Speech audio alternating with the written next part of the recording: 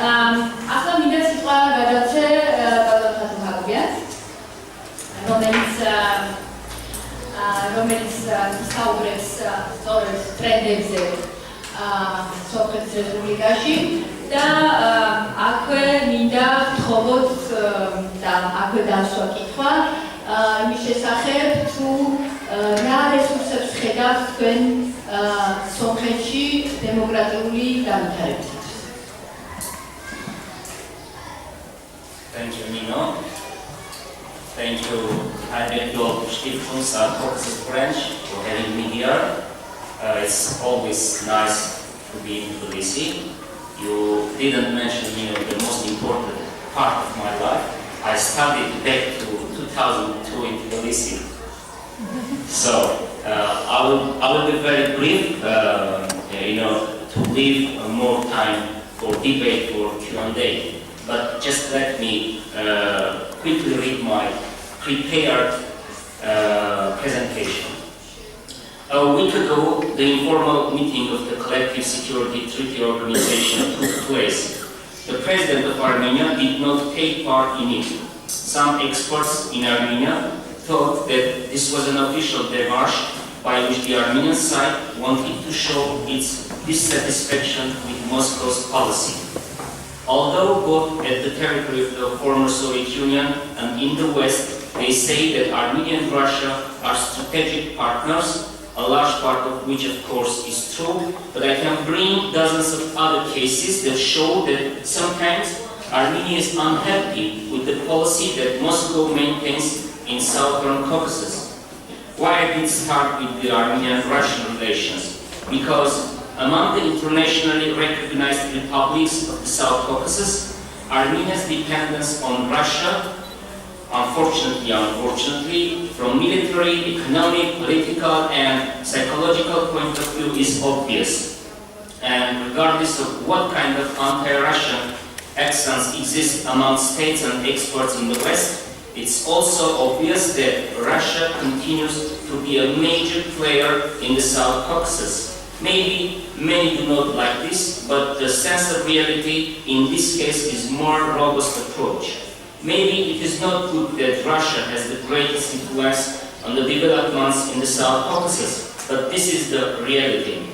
I will divide my presentation into three main parts, each one 3-4 minutes. The domestic situation in Armenia, foreign policy, and the economic situation in Armenia. Armenia's foreign policy dependence on Russia has several main reasons. First, and the main one, which is not widely covered, is Armenia's relations with its immediate neighbors, Turkey and Azerbaijan. More than 80% of Armenia's borders are under a blockade. Of course, there will be a people here who will say it's Armenia's fault that Armenia is cornered, is isolated. But at this point, I am just stating the reality.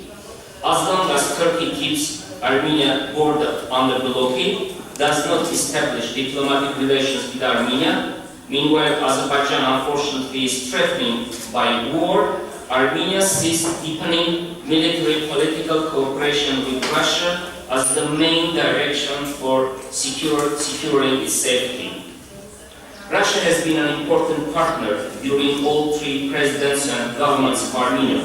The peak of Armenian-Russian relations, and this is my personal opinion of course, was during the first president when Yerevan and Boris Yeltsin had warm personal relations.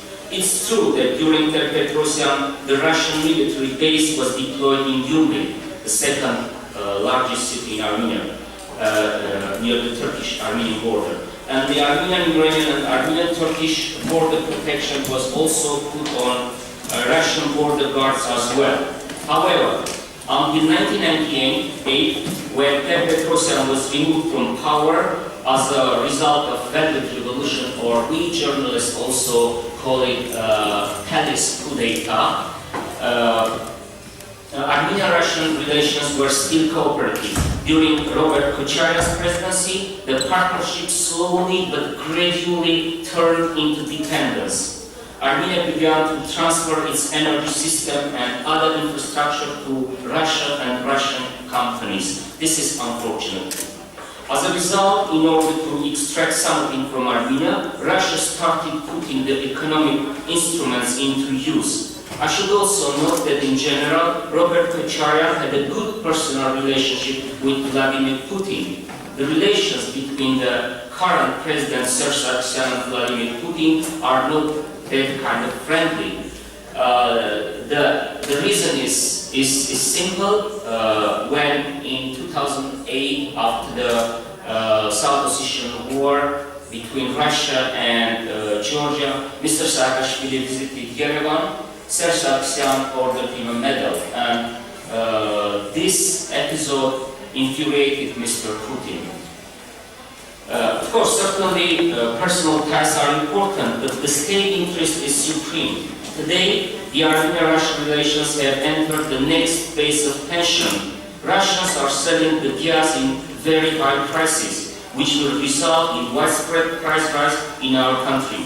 Armenia's authorities have no leverage to prevent inflation, which can lead to social unrest. During his 10 years presidency, Kocharyan yielded almost all of the energy resources to Russia, and now there is not a thing that Sargsyan can give to Russia to get cheap gas. Armenia's most important partner is Georgia, and that is not because I studied in JIPA and I spent 1 year in Georgia. Regardless of who is in power in Georgia, there is a realization in Armenia that Georgia has invaluable importance for Armenia. The reason is not only that the overland route from Armenia to Russia is through Georgia. I would like to mention a number of other factors that are much more important. More than 70% of Armenia's foreign trade is through Georgia, the ports of Poti and Batumi, and the Georgian railway. Given that Turkey and Azerbaijan are trying to isolate Armenia from the regional economic and political projects, they try to bring Georgia against Armenia, in which, fortunately, they do not succeed. Therefore, strengthening Armenia-Georgia cooperation is very important. In Armenian official and political discourse circles, there is an understanding that Georgia is important for Armenia because Georgia is the de facto link between the two Turkic republics, Turkey and Azerbaijan. Both are main trade partners of Georgia. The Turkey-Georgia-Azerbaijan cooperation will result in Armenia's isolation. Thus, Armenia has no alternative but to deepen economic and political relations with Georgia and keep Armenia-Georgia relations at a high level. There is a title, South Caucasus, 3 countries, 1 region. I think that we can talk about divided region. Why?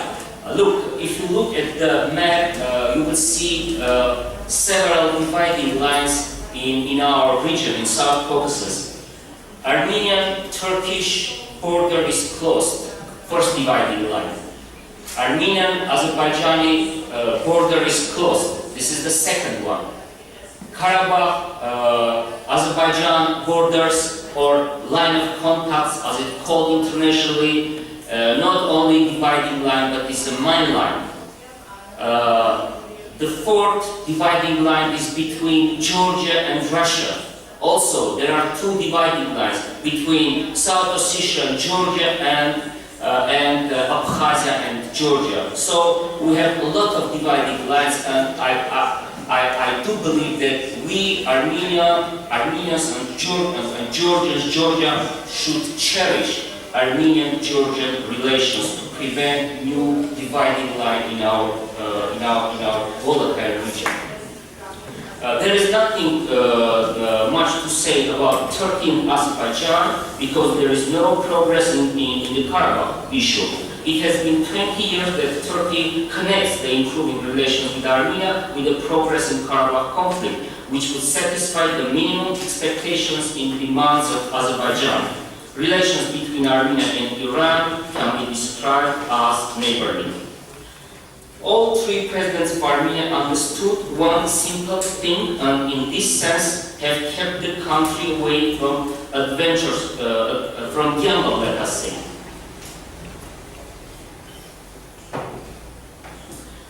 Small countries such as Armenia cannot impose their interests. Small countries should try to combine the interest with that of major powers, geopolitical centers. Armenia never tried to expect benefits from Russia, USA, and Russia-Europe confrontations. I am ready to express the most criticizing words addressed to the authorities of Armenia, not only Sargsyan government or Robert Kocharyan or first president, but from the other hand, I think that all the presidents of Armenia and all governments of Armenia acting in a right way, not try to play dangerous games on great powers confrontations. Armenia is aware of its size and abilities and tries to deepen the cooperation step by step with the United States and major European countries. Armenia is also strengthening the cooperation with NATO and the European Union without declaring that it intends to join these organizations. On the one hand, Armenia's accession to the EU and NATO is not realistic, as it is the case with, I think, with Georgia and Azerbaijan in coming 10, maybe 20 years. Therefore, what is the point to make nervous Russia once more? I think the assessment given to Armenia that it is a semi-democratic or hybrid state that struggles between democracy and authoritarianism is correct. Without doubt, Armenia is not an authoritarian state, but just as surely it is not really a democratic one. For me, the most important indicator for democracy are the elections. It's true that all of Armenia's presidential elections were competitive. The authorities have always tried to make sure that the main opposition candidate is excluded to the background, but in all cases it failed.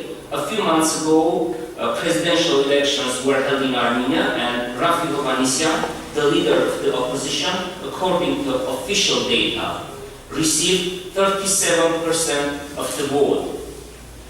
As I remember, in Azerbaijan, in 1992, Mr. Suleymanov, the opposition candidate at that time, received 30% of vote, and in Georgia in 2008, during the presidential election, Mr. Gachichiladze received 28%, and those figures are the best in Georgia and in Azerbaijan.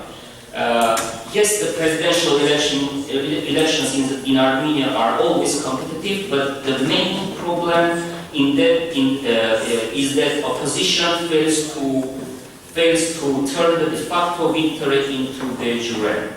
In the beginning of 1990s, Armenia was considered as an oasis of democracy in the South Caucasus. During the last years, at that time, Georgia and Azerbaijan, especially Georgia was in a very bad situation, not only economic, but we remember the war between Abkhazia and Georgia. Before that, with South Ossetia, also the civil war in Georgia, in Tbilisi.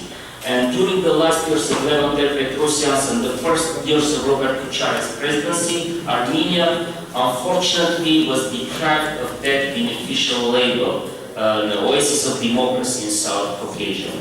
There are problems in terms of freedom of press in Armenia, of course. During presidency of all three presidents, the TV companies have been under their control, especially in the pre-election and post-election period. In comparison with the situation in the last 10 or 20 years, not much has changed.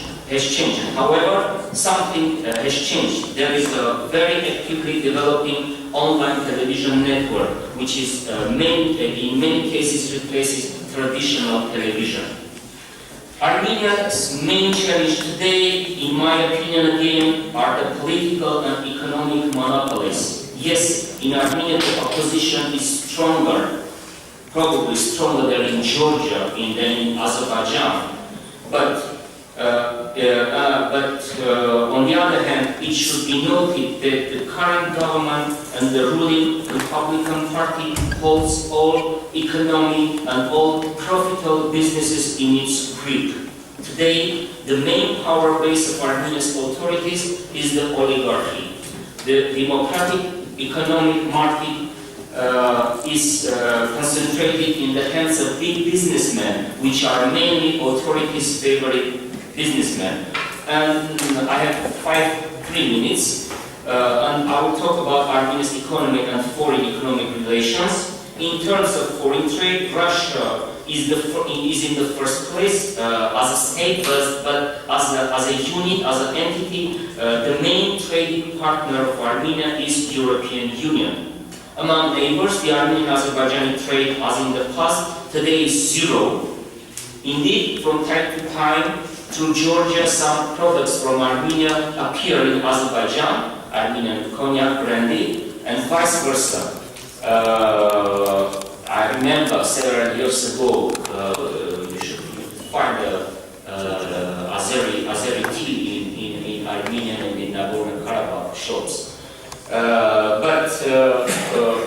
And now, as I said, the turnover is 0, and sometimes we see products from Armenia appear in Azerbaijan and vice versa, which is good opportunity for nationalists to raise another hysteria in both countries. I mean, there is trade with Turkey through Georgia, which is growing over the past year. Although, as I mentioned, the Armenian-Turkish border is closed.